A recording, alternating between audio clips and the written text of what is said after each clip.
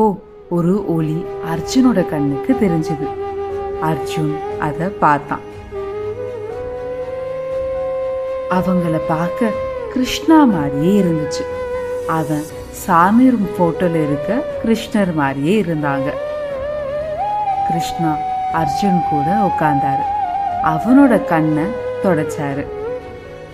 உன் மேல எந்த தப்பும் இல்ல அர்ஜுனா. உன்னோட மனச நீ ட்ரெயின் பண்ண கத்துக்கணும். அதுதான் எல்லாத்துக்கும் காரணம். அர்ஜுன் அமைதியா கிருஷ்ணா பேசுறத கவனிச்சிட்டு இருந்தான்.